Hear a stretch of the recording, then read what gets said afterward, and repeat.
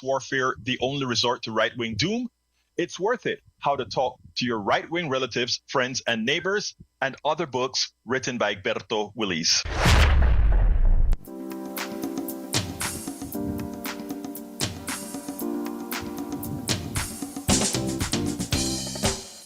Welcome to Politics Done Right. My name is Egberto Willis, your host. Good morning, Houston. Good morning, Harris County. Good morning to the great state of Texas. Good morning to the United States of America. And of course, good morning to the entire world, receiving our signals via the magic of El Internet, formerly known as the ARPANET, created by whom? Created by we, the people, now controlled by the billionaires, but something we will be taking back. We got a full show today, so I'm going to go real quickly to Brother Jack, the genius, in LS Studio. Jack, how you doing this morning? I'm good. Good morning, Umberto. Good morning, world. Good morning, Houston. Good morning, and welcome to Politics Done Right on KPFT 90.1 FM.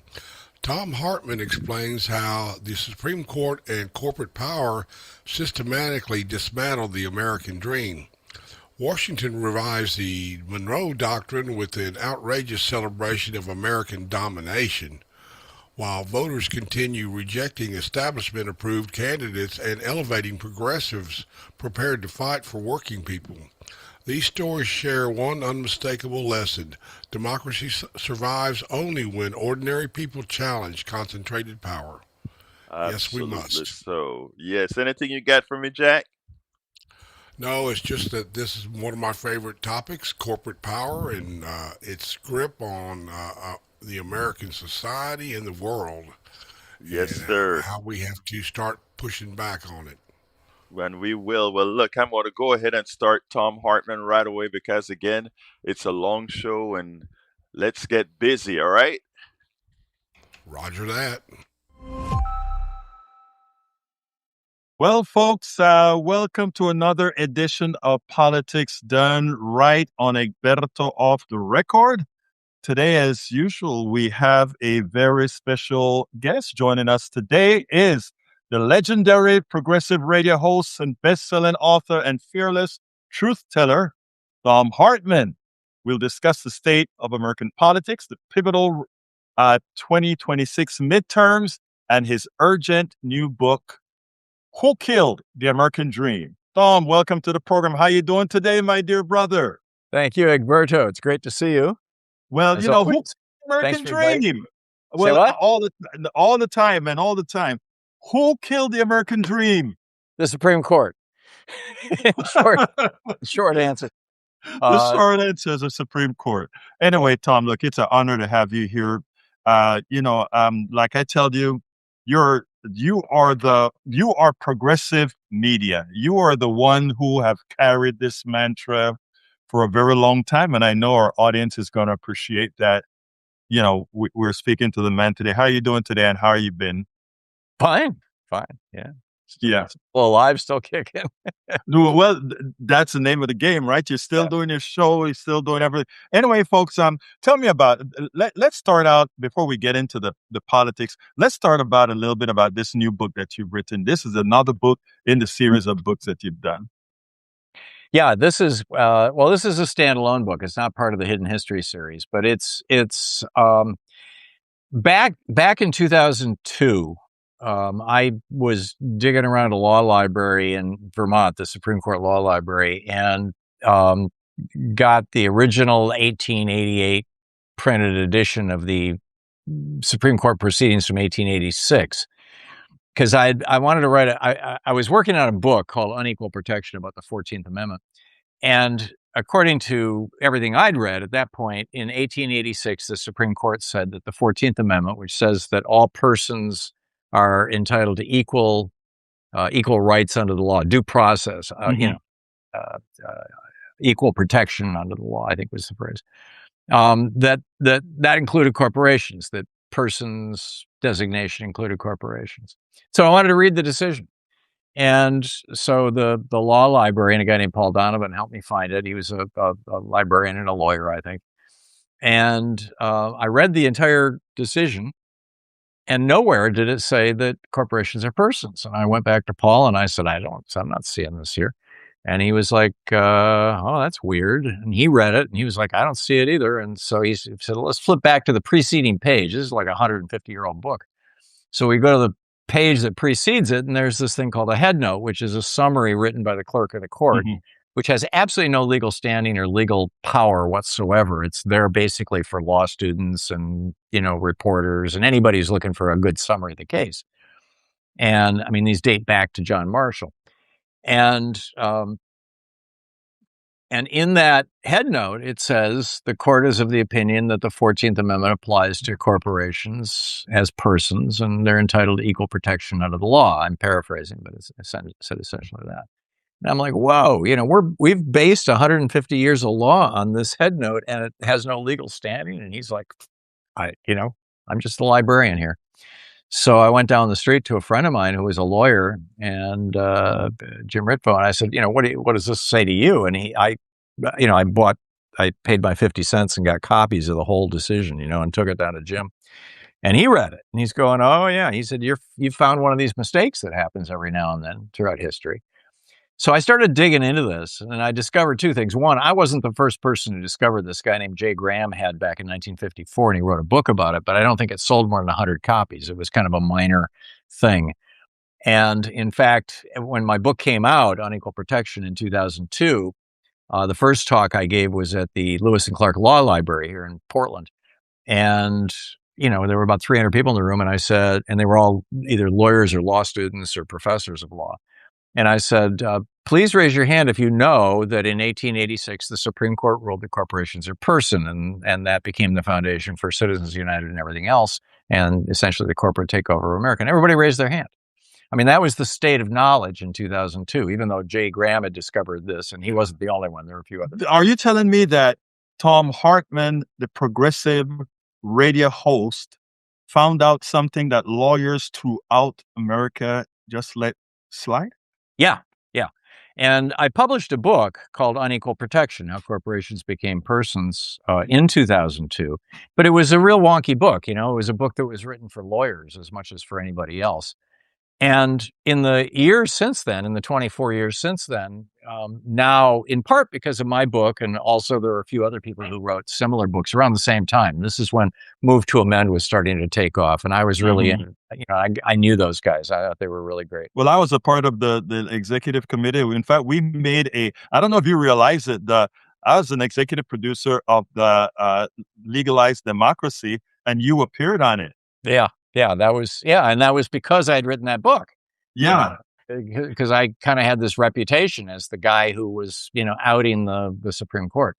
So anyhow, I dug into it, and I found that it was actually, and this was in that 2002 book, that it was actually a conspiracy by the clerk of the court, a guy named John Chandler Bancroft Davis, who was a wealthy former railroad executive, CEO, in fact, whose father was the governor of Massachusetts. He was a very powerful man. And back then, the clerk of the court actually had more power than any of these individual justices. He was permanently in D.C. They were only there 2 or 3 months out of the year. And the justice from California, Stephen J. Fields, each circuit sent a justice basically back then. And Stephen Field had kicked 7 of these cases, and the railroads were bribing Field. And they had told him, Stanford, the railroad billionaire who endowed the university, basically told Field that if he would get this into law, that corporations were persons, then he would sponsor him for president in the election of 1888 or 92 or whatever the year was.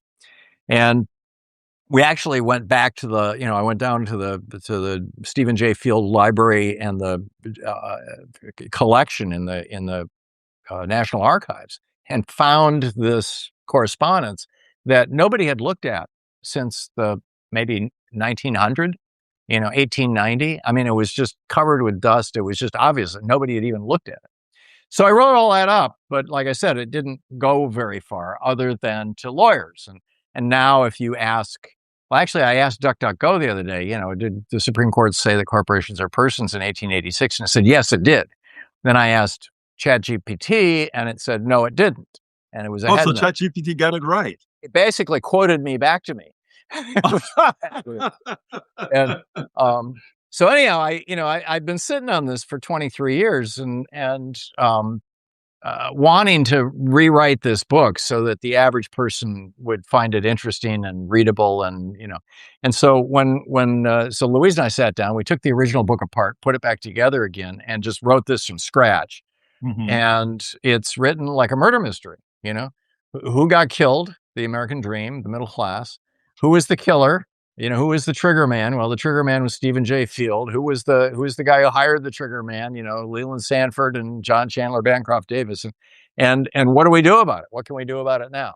Now I want years to later. back up. I want to back up as far as your journalism is concerned, because I've known you for a long time, and I don't think you have ever told me that you were the genesis of a whole lot of. Oh, I'll show you the book. It's Okay. These are all the books I've written, and it's on here someplace. I know. Come on, it's green. Oh, here's one. There it is. It's blue. Yeah. That's the book from 2002. Wow. For all these years that I've known you, but you see, you write so many damn books, man. It's kind of like hard. It's hard to keep up, But I did, this a learning experience for me as well, because like I said, we had you with David Cobb and all the others when we did that thing, the legalized democracy, et cetera. That made a huge difference. In fact, you also came when we had the snowstorm at the coffee party I don't know if you remember that, in New York. DC. In DC. And I got in a fight with Larry Lessig. Remember? Oh, yes. You're a bad person, Thom. Because he was like, "This is the law," and I'm like, "We can change it." Yeah, wow, I forgot about that. Yeah, that was a long time ago. He was very pissed at me. Yeah, well, he was very pissed at a lot of folks because he had this method that he wanted to. Well, anyway, that's another story. Yeah, it had to be done. Anyway, yeah. He's a good guy. I've got no shade on Larry Lessig. I have great respect for him. It was just one of those little kind of quirky things that I said something, he didn't like the way I said it, and we got it. Well, he didn't like the article I wrote on the Common Dreams about, I think it was about, because he wanted to do it. So, and I wrote this article on the Common Dreams, and we I did it under the name of Move to Amend, and he didn't quite like it. But anyhow, on another topic, here's the thing, Thom. You point out that corporations are guilty of us losing our democracy, and it seems like it's not. If you remember that documentary we made, it was how we used the Supreme Court to acknowledge more of our rights as time went on, and it seems like the reverse is starting to occur now, and not only in laws governing the corporations, but in laws being passed, not laws being passed, but decisions that give the executive more power, which seems to be unconstitutional, in my opinion. Your thoughts on that? Well, I agree with your opinion. I mean, it's fascinating. You go back and read the letters, particularly between Jefferson and Adams, but also, a number of the other founders. John Jay got in on this, Benjamin Rush and others. This whole idea, there was this guy, Montesquieu, this French count, who came up with this idea in the 1740s, I think it was. I'm trying to remember the title of the book he wrote. Anyway, I can't remember. But his idea was that every government should be broken into three parts, and each part should have veto power over, the other two, or each of the two should have veto power over one or both. And the point being to distribute power, that whenever power was concentrated, that was the beginning of the end for a republic. And he cited all these, examples and things, and they're all talking about Montesquieu. Everybody loved Montesquieu, and of course he wasn't the only one saying this. The Iroquois had a very similar system, internally as well, which the founders were very familiar with, because these were their next door neighbors, and some of whom they, at least Adams and Jefferson had spent a lot of time hanging out with, and so. I would argue that if the founders were to look at these decisions handing more and more power to Trump, they would be vomiting. They would be horrified. It is so antithetical to the Constitution, to the plain language of the Constitution, much less, read the Federalist Papers, the discussions between between Madison and Hamilton, and occasionally John Jay about the power of the executive and et cetera. I mean, you're absolutely right.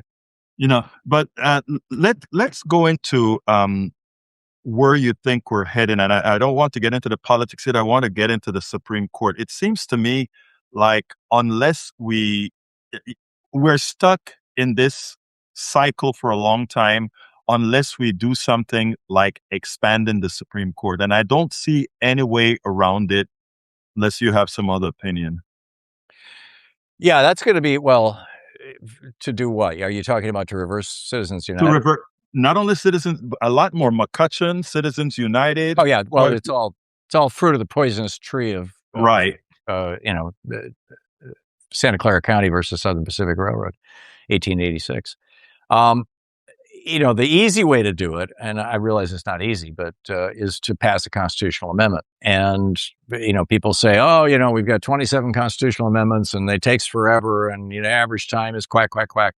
Well, I remember when the Vietnam War was raging, and there was a broad consensus across America that 18-year-olds should be able to vote. And from the time that amendment was proposed in Congress until the 34th or whatever, I believe it was 34th state ratified it and it became law, was 4 months. I mean, it is possible. Really? Yeah, when you've got a broad consensus, when you've got an issue that's really hot that people are very much in favor of. Same thing with the 13th, 14th, and 15th Amendments. They took about a year. Basically most of the time was spent writing them. It's not. Yes, there are some amendments. I mean, the Equal Rights Amendment was first introduced over 100 years ago, and it still doesn't exist. So, there it can be a challenge. I mean, you've got to have 2/3 of the House and Senate and 3/4 of the states. That's big, but that's the ultimate thing that would solve the problem once and for all, is to simply bury it in the Constitution. Short of that, the goal is to get the Supreme Court to reverse itself.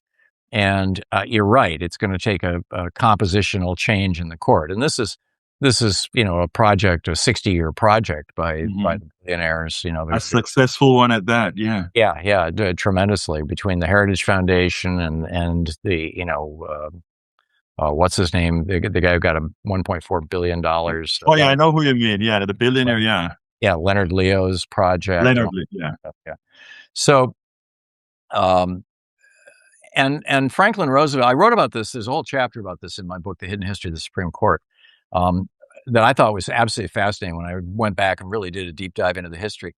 In 1930, Roosevelt was president. His first term was 32 to 36, right? That's a 4-year term. And in the election of 36, when he was running for re-election, the Supreme Court had knocked down a number of his New Deal programs. They had declared unemployment insurance unconstitutional. They declared a bunch of things that he tried to do unconstitutional. And the one that he had just passed in 35 that was teed up for a court hearing in late 36 or early 37 was Social Security. And the consensus was that they were going to strike down Social Security as being unconstitutional. And so FDR in 36 started talking about packing the court. His plan was to say that, and at that time of the I believe it was 9 members of the court, at that time, a majority of them, I think it was 5 of them, were over 70. And so what he was saying, fact check my numbers, but it's in that neighborhood. And so what he said was basically, we're going to put an age limit, a retirement age. And because the Constitution says that once you're appointed to the Supreme Court, you have an appointment to the federal bench for life. It doesn't say the Supreme Court for life. There's 2 ways to do this. One would be and this is how people are talking right now about the term limits. One would be to move them after a certain age back into one of the district courts or the appeals courts. The other alternative, which is what FDR was proposing, was that all of those judges over 70 together would become one. They would have one vote collectively, and they would all be called justices emeritus. In other words, kind of retired justices, but they would all still participate, but collectively they would only have one vote, and so he would add 3 or 4 or 5 new members to the court, depending on how many people were over 70. And there was actually a very good chance that this could have passed. That because it just would have required Congress making it law. It doesn't, Article 3, Section 2 It of the still follows the Constitution, yeah. right, yeah, says that Congress can regulate the court. I mean, and always has, and even determine what it can and can't rule on. So that was the plan, and he went into that election, and talking about it, and there was all this blowback and all this Sturm and Drang, and then Francis Perkins, who was his labor secretary, who was really the architect of the New Deal, got to know the wife of Justice Roberts, and oddly enough, Funny, and isn't his name was Owen Roberts, as I recall, and basically convinced her to convince her husband to change his vote, and so the 5-4 flipped. And that was referred to in the newspapers as the switch in time that saved 9. Switch in position. Yeah, right. And at that point, and this was just months after the election, FDR just abandoned his effort because he no longer needed to, because now he had 5 votes on the court. That he need, yeah. Everything was going through. And after Owen Roberts changed, then there was another guy who changed as well, and ultimately a third guy did change his vote. And then, by the time FDR had finished his 12-year term, he had replaced, or not all 12 years, he died in office, but his third term, he had replaced every single justice on the court. He basically outlived him. So anyhow, so the idea is that if we can change the composition of the court, I think that might not be as difficult as people think. It would be nice, because I think the country is in trouble, and let's switch to that. In fact, because we're sort of at 15 minutes in so far. So let me ask you this: what do you think? How do you think we get out of this? What do you think happens in November? I saw you on Palace doing a few things on that, and it kind of concerns me. Yeah. Well, I'm very concerned about it, as I know you are too, because Trump is clearly trying to rig the election. The Republicans are all in on it. They're changing the laws in state after state. They're purging people off the voting rolls in the red states right now. This is something that has been going on for quite some time. I mean, in the 2000 election, Jeb Bush purged 90,000 black people off the voting rolls in Florida so that his brother, George, could win by 537 votes. Literally, a vote purge in Florida gave the White House to the Republican Party, and the Democrats just never screamed about that loud enough. I mean, I'm just horrified to this day that the Democratic Party as a whole, and Al Gore in particular, didn't just raise absolute hell, because although we didn't learn about it for a few months, but Greg Palast broke this story for BBC, and the whole world knew about it. It just no American media picked it up, which was astonishing. Well, is that really astonishing? In that, that's kind of a whole nother conversation. But, the bottom line is that they have a whole wide variety of ways to suppress the vote and to try to steal the election, including Republicans in the House and Senate simply refusing to seat elected Democrats, which they can do. Yeah. David French wrote about that 2 weeks ago for the New York Times, and it really shocked a lot of people. But, that's something that the Republicans apparently are actually discussing. So I think that the only thing right now that will save our republic, and I realize this may sound bleak, but I'm optimistic, is massive voter turnout and overwhelming outraged public opinion. Now, I think we're going to be there by November. My biggest concern for November is, what is ICE going to do? Because I honestly think there's a purpose for ICE and the gulags that they're building. And this is not conspiracy theory. I cannot see a valid reason for anything else. But that said, I think, I think based on everything that I'm seeing being out there in the field, is that Democrats are intent on coming out and vote. My concern is that I still don't see the narrative coming out of rank and file national Democrats that gives people the impetus to come out there and vote in the volumes that they should. I mean, this war, I don't see us taking advantage of the war. We just had a scare with foods, the cyclosporin in foods, etc. I don't see us taking advantage of the irresponsibility of the federal government. I mean, there is so much that I think is just left on the table. Sometimes you wonder if they're just lazy. Your thoughts on that? Yeah, a couple of thoughts. The piece that I published today at HartmannReport.com was suggesting that that the thing that allows big progressive changes to happen in America isn't just the calendar. I mean, these things have happened every 80 years. I think you and I have discussed that before, from the American Revolution to the Civil War was 80 years, Civil War to World War II is 80 years, World War II to now is 81 years. But there are things that don't happen inside that 80-year thing. For example, the Great Society, Lyndon Johnson's Great Society. How did he get civil rights legislation passed? How did he get voting rights passed? How did he get Medicare and Medicaid passed? And it turned out that what it was a crisis. The crisis, of course, was the assassination of Jack Kennedy, a very popular president, and kind of the death of optimism, and then his brother, and then Martin Luther King, all within this brief period of time. And that crisis caused Americans to focus on, let's make things better. And I would argue that right now, A, we're at the end of an 80-year period. And B, we are in a crisis. We're in a crisis of democracy. We're in a crisis of corruption, which is going to be the piece I'm going to publish tomorrow. I just finished writing it.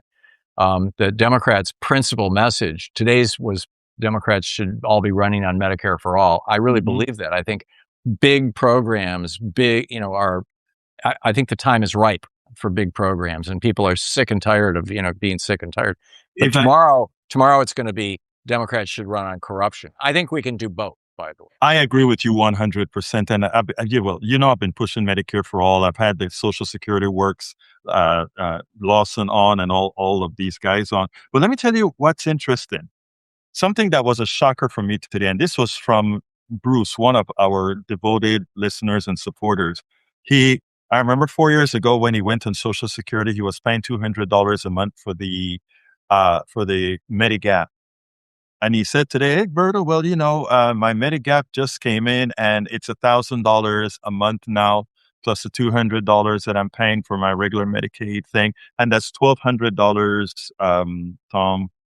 And while Bruce can afford the $1,200, how many Americans do you know for health care for one person can afford $1,200 a month?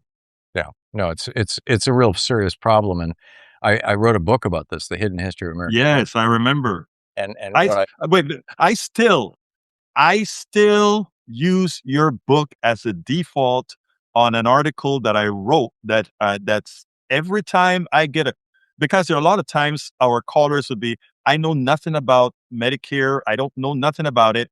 I wrote an article. I can't remember the name I had an article from the Social Security, a video from the Social Security Works and another video. And then I put your book underneath as the ultimate source on the item. And anytime somebody asks about that is what I send them. And, so. Well, thank you. Yeah. And what I learned was that the 20% hole that has to be filled by private health insurance, the Medigap coverage, was there to discourage Black people from getting health services. Yes. It was just that simple. I mean, that was the price that the white Southern racists demanded of Lyndon Johnson to pass Medicare. Right. So we need to fix that. We just need to get that out of there. There's no reason for it. There's no reason for private health insurance to be in Medicare, number one. And that could be easily solved by simple majority legislation in Congress. And then number two, I've got a regular caller. His name is Ziggy, calls into the program all the time. And he just went through some fairly in-depth cancer treatment, surgery and radiation and chemo and everything else. And he's been only getting Medicare and not the Medigap insurance on the assumption that he can fill in that 20% hole himself and actually save money. And he's been successfully doing it. He has, I'm not recommending people do that. I'd never recommend anybody be uninsured, but it's got a lot of people scratching their heads. My hunch is that a lot of the doctors are forgiving the 20%. Yeah. Well, he said many of them will do that. He can shop around and sometimes find cheaper versions. Right. The hospitals will cut him deals when they know that, it's going to be partial cash payment. Yeah. It's just been basically talking to people and getting it, Yeah. Plus the 20% is not always, it's just not always that much money. Mm-hmm. But the question is, I think the difference between that and, other insurance policies is that 20% has no upper limit. I think it's 20% all the way. Well, look, Thom, as far, I wanted to speak to you about your book. Number one, I wanted to speak to you about the election. Now I want to ask you, now that we're coming to the closing ends, tell me, what are your thoughts on America in general? I mean, and include with that our interrelation between NATO, Iran, China, and Central America and the Caribbean. We were the first country in the history of the world, to the best of my knowledge, that was founded on an idea rather than on genetics. Now, granted, most of the people who participated in founding this country were white men, but the idea that they put forward was, and I mean, back then the idea of race, A, was kind of fluid, and B, included things like Italians were not white people. Mm-hmm. Yeah. So, that had the potential, and I think has been largely fulfilled in some ways anyway, to be a beacon for the whole world, to say, this is what freedom really is. This is what democracy can be. This is a form of government that we all should work toward. And in my book, The Hidden History of American Democracy, I talk about how democracy is something you find in virtually every nook and cranny of the animal kingdom.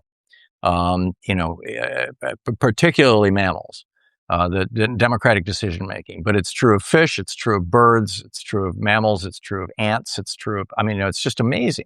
Democracy works because democracy is the very best survival skill. Democracies are the most resilient.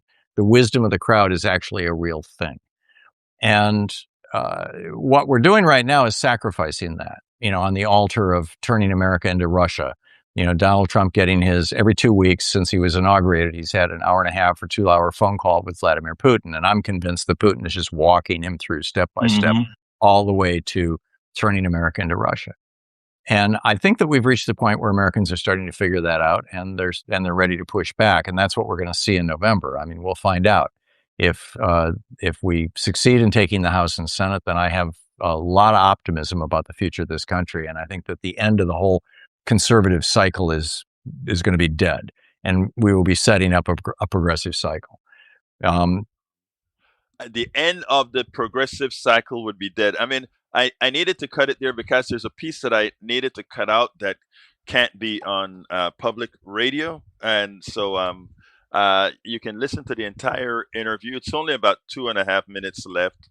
You can listen to the rest at our politicsdoneright.com/newsletter.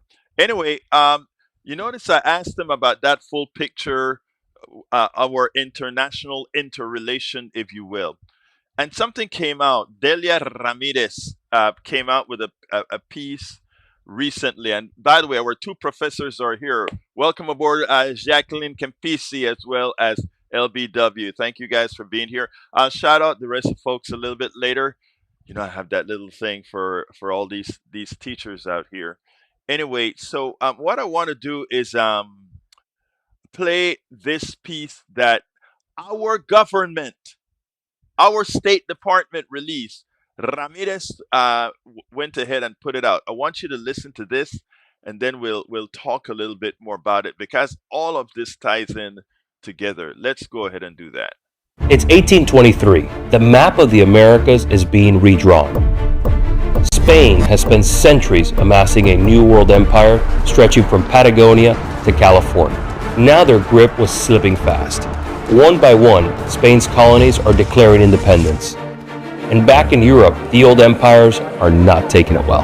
They're asking themselves, what's to stop us from taking it all back? The United States had come into being mere decades ago in the Revolution. Then we fought Britain again in the War of 1812. America was concerned of the involvement of foreign empires in the New World. Now, America sensed an opportunity to establish a new order. Britain, focused on protecting its trade with the emerging nation, proposed a joint declaration with the United States to deter intervention. But Secretary of State John Quincy Adams, suspicious of British motives, convinced President James Monroe to act independently. Monroe then declared a decree to Congress, among the boldest diplomatic statements in American history. The American continents, by the free and independent condition which they have assumed and maintained, are henceforth not to be considered as subjects for future colonization by any European powers.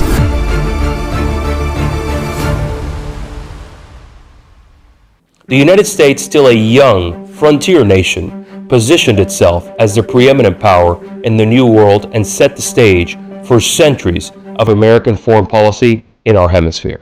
This decree transformed America's role and standing in the global order, though initially relying on the deterrence of the British Navy to enforce it. For decades, the doctrine served as a defensive shield while America expanded westward. It was invoked when the French installed an emperor in Mexico, forcing their eventual withdrawal. It shaped debates over attempted annexations like the Dominican Republic. But these were defensive applications, keeping European powers out, not asserting American control over the hemisphere's affairs. That changed in 1895, when Secretary of State Richard Olney invoked the doctrine, declaring that the United States was practically sovereign over the Western Hemisphere and demanded Britain submit to American arbitration. He had redefined the doctrine. It was no longer just a warning, it was now a claim to regional primacy.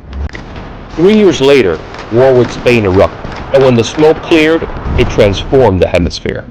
The United States expelled Spain from Cuba, seized Puerto Rico, and stepped into the world stage as a genuine imperial power with dominance over the Caribbean. Just 4 years later, that dominance was tested again. German and British warships sailed into Venezuelan waters and blockaded its ports over unpaid debts. Roosevelt intervened and declared if a Latin American nation fell into chaos or instability, the U.S. would step in and manage it. The doctrine had started as a shield. Roosevelt had just turned it into a mandate. A critical opportunity for American leadership in the Western Hemisphere came in 1903, when Panama sought independence from Colombia.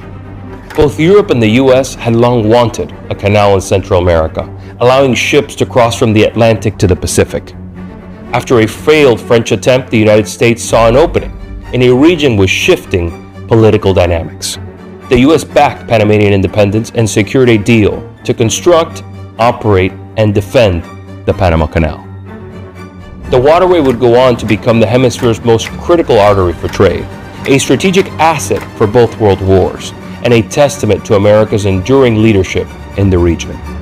When Soviet missiles were discovered in Cuba in 1962, Kennedy didn't need to invent a new framework. He simply invoked the doctrine. The weapons had to go. 13 days of the most dangerous standoff in human history ended with the Soviets backing down and removing the missiles from Cuba. Reagan applied the same logic to justify opposition to Soviet-backed Sandinista regime in Nicaragua and other Marxist groups, arguing that ideological threats required the same response as military ones. Fast forward to the modern era, where the doctrine has found its latest champion in President Trump. Through the execution of Operation Absolute Resolve, the United States seized Venezuelan dictator Nicolás Maduro, transporting him to American soil to answer for charges of narco-terrorism. This calculated maneuver delivered a resident signal across the hemisphere, punctuated by President Trump's own declaration. Under our new national security strategy, American dominance in the Western Hemisphere will never be questioned again. Over 2 centuries, Monroe's declaration had shaped U.S. foreign policy across administrations and throughout fundamentally different geopolitical eras. What began as a warning to European powers evolved into a framework for regional dominance, one that remains the cornerstone of American strategy in the hemisphere today. I I don't know if you understand. Well, of course, I'm wrong wording. Do you understand what that video is saying? First of all, it is trying to say we are supreme over the hemisphere, and to hell with the other dozens of countries who are independent around this world. And you wonder if we keep these charlatanes in power, what the rest of the world's reaction is going to be to somehow look at the old Monroe Doctrine in those times when these factions came into a piece of land and said, "I declare we own this land under the name of the Lord, or under the name of the Queen, or under." Is that nuts or what? I thought it was when I saw the video, I thought it was comedy. I thought this was comedy. I just brought that out because I needed you to see why too often we go around and wonder why they hate us. They don't hate us, they hate what we do. I wonder why they're attacking us. Actually, we're the ones who do the attacking. We're the ones who invaded Cuba, Panama, Colombia, Grenada, El Salvador, Nicaragua. I mean, those are all the places that we entered. Sovereign nations. So when you're listening to your news channels, folks, please, please don't just listen to what they tell you, because you're not going to see this on TV. This is going to be promoted all over the world and into the right wing, etc. But most people won't know about it. This is sick. Anyway, the next topic I'm going to talk about is the progressive outcomes of yesterday. Anyway, the phones are open as well, 713-526-5738. The number is 713-526-5738. Look, the Democratic Party has breathed a sigh of relief, because the one progressive that they feared the most would have been the demise of Wisconsin governorship, which would have affected redistricting in Wisconsin. She lost the race by less than a half of a point. That is Miss Franziska Hung, who was beaten by a man who was in the race. Then he dropped out of the race. Then the party threw him back into the race. Okay, now here's the thing. I like Franziska Hung. I would have loved Franziska Hung to win, and then for her to do the work to go into every part of Wisconsin. Disregard what they're talking about. Wisconsins don't want far left candidates. Because the question that I have as all these campaigns move forward is, what the hell is a left candidate? What policies does Mamdani, does El Sayed, does AOC, does Bernie Sanders, does any one of these? Working class America, please answer me this question. What policy these guys are advocating will cause you harm? Because I will tell you, all the policies not advocated by moderates, whether they be moderate Republicans, moderate Democrats, or neoliberals, I can tell you policy by policy that actually hurts you.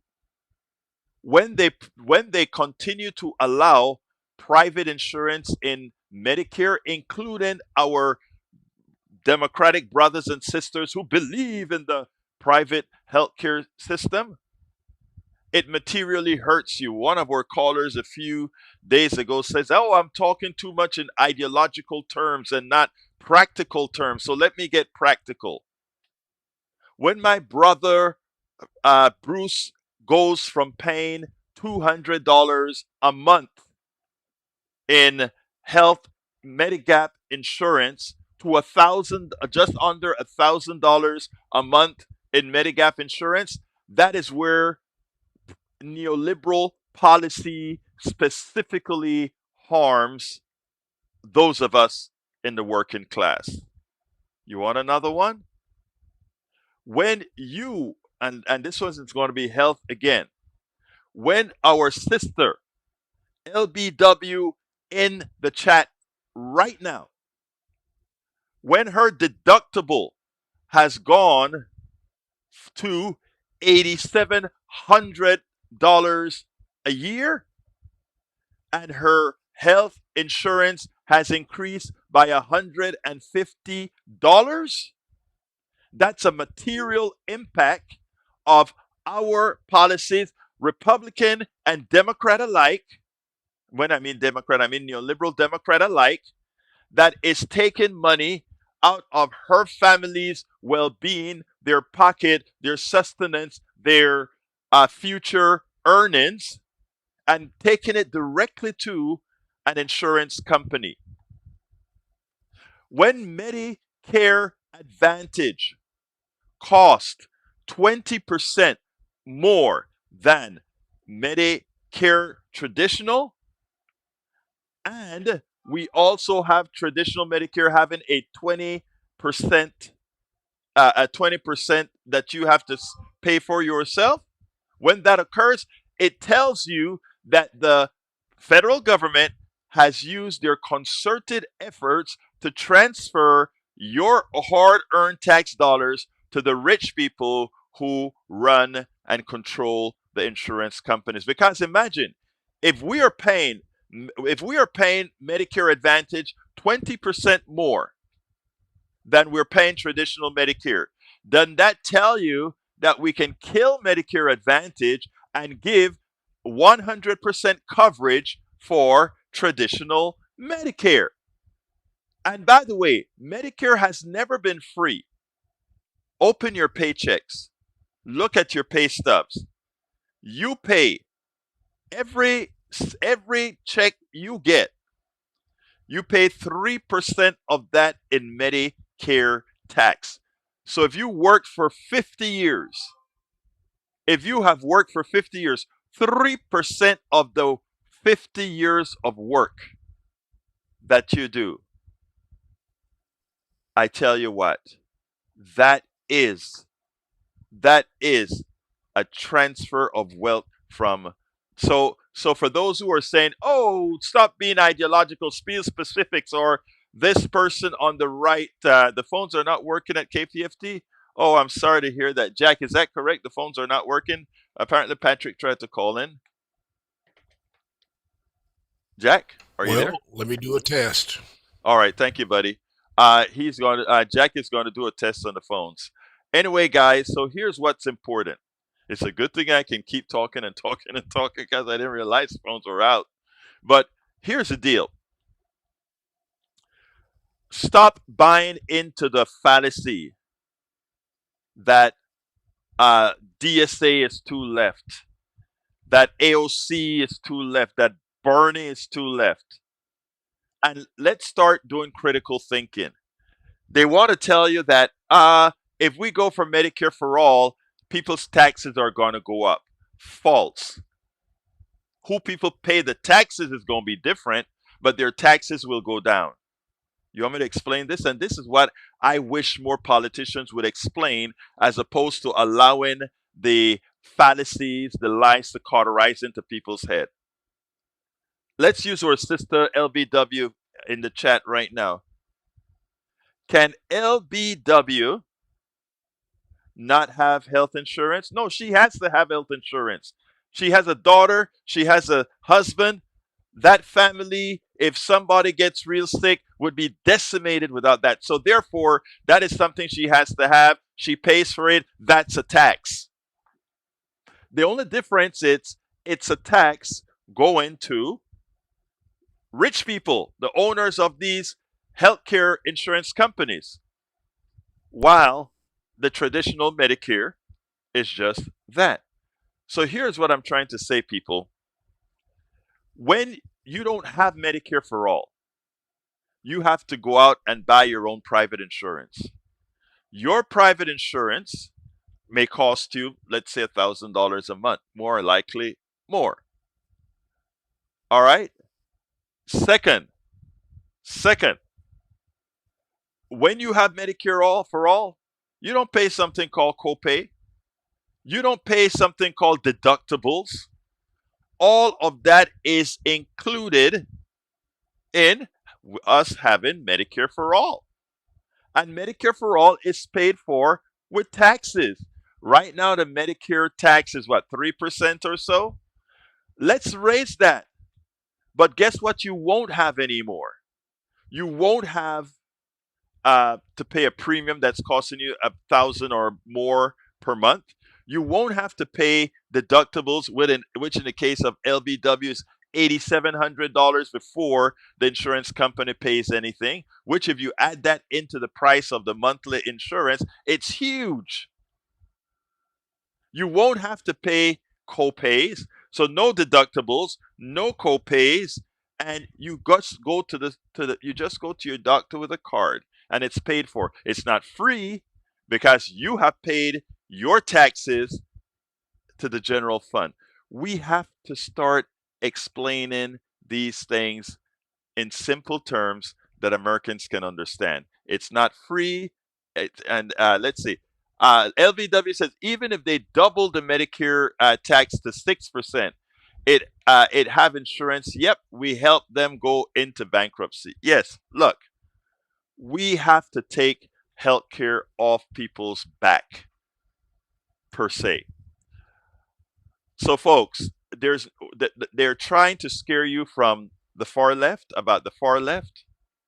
I don't know what the hell they mean by far left. I consider myself far left because I've allowed them to define me that way.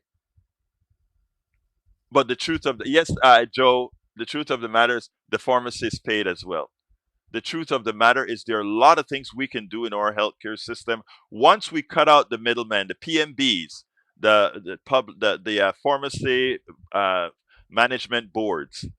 Once we start giving doctors scholarships en masse, once we start doing the right thing, our healthcare costs will plummet relative and get into line with the rest of the world. We pay more than twice the rest of the world. So think about how much more we could cover if we just implemented it. Patrick has a story here that I think we talked about at 3 o'clock, and that is Texas oil firm connected to Trump showed up in Greenland boundary to start drilling for their oil by force. The plan is to steal it without permits or permission.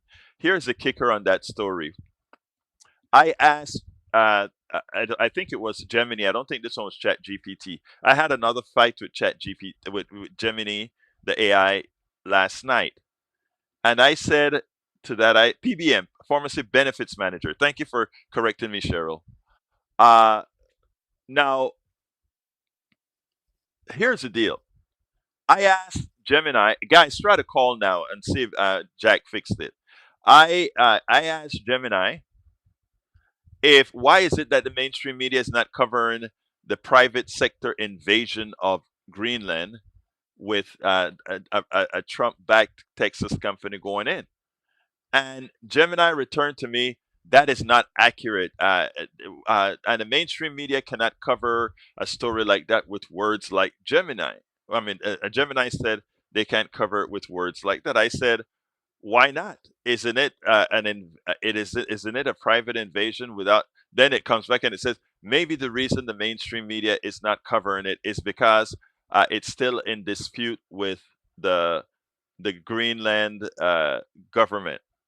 So I replied to it and I said, but the Greenland government said they didn't have authorizations to go there, and there's another ship that's about to put they put I don't know about 20 or 30 containers on land in Greenland, and they have another 100 or so containers that are on the way there.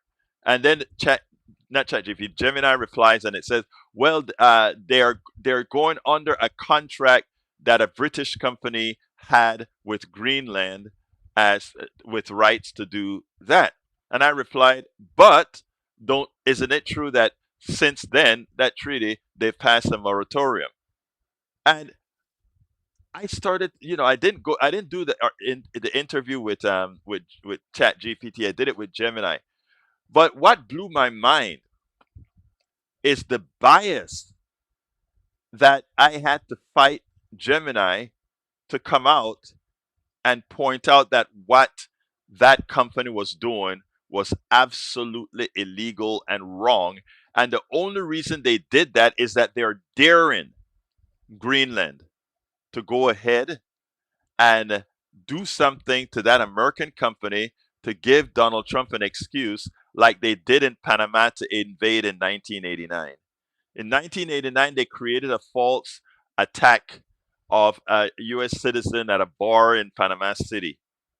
And then Bush used that as an excuse to start a war that killed 10,000 Panamanians that were just thrown into graves and decimated Colon, my town, Panama City, not San Miguelito, and some other, not Marañón, Chorrillo, and other places. So, I mean, let's be very, very clear, folks. You have to be, yeah, Cheryl, you have to be on your P's and Q's when you're using. I use ChatGPT a lot, but I don't. I use it at face value. I use it as a tool, not as something to other than that. Anyhow, we're close to the end, and apparently we had some phone problems. Eric Hayes says Greenland Energy officially claims its $60 million commercial venture is entirely separate from U.S. government foreign policy. Well, let Greenland go ahead and confiscate that stuff, and let's see how true that would be. Anyway, folks, don't forget the PDR Book Club.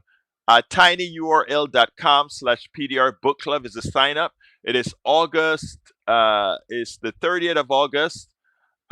Between 1 and 3 p.m. Central. Hey, club is 30th of August. Cheryl, why do you have a 2613?